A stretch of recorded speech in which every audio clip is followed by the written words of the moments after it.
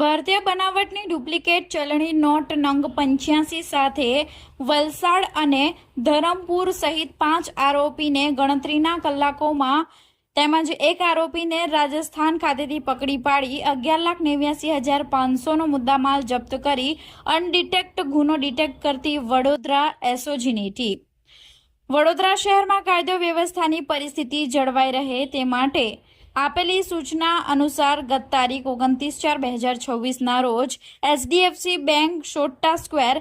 Ground floor Uma 4 રસ્તા પાસે Waghodia road શાખામાં નાણાકીય લેવડ દેવડ કરવા મૂકેલ કેશ ડિપોઝિટ મશીનમાં એચડીએફસી બેંકના સેવિંગ એકાઉન્ટવાળા ખાતામાંથી ₹500ના દરની ભારતીય બનાવટની ડુપ્લિકેટ ચલણી નોટ નંગ 20 જમા થઈ હતી, જે એકાઉન્ટમાં સાગર રમેશભાઈ મારુ રહે લિંક રોડ જલારામ સોસાયટી ડુંગરી ગામ તાલુકો જિલ્લો વલસાડનાઓ વલસાડ એચડીએફસી બેંક ડુંગરી શાખાનું હોવાનું જણાઈ આવ્યું હતું। ડિપોઝિટ મશીન દ્વારા મશીનમાં ડિપોઝિટ થયેલ ભારતીય ચલણી નોટો નકલી ડિટેક્ટ થઈ હતી, જેના આધારે એચડીએફસી બેંક વાઘોડિયા રોડ શાખાના કેશિયર સુપરવાઇઝર દ્વારા સદર બનાવ બાબતે 30/4/2026ના રોજ વડોદરા શહેર ડીસીબી પોલીસ સ્ટેશન ખાતે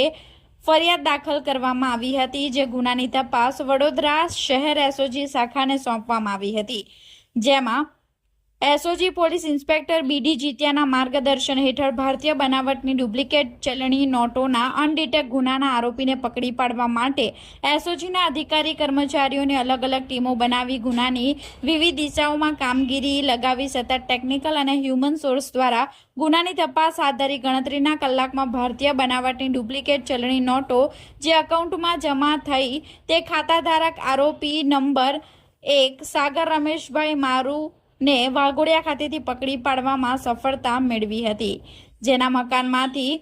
રોકડા ₹2,18,000 મળી આવ્યા હતા। તે સહિત અન્ય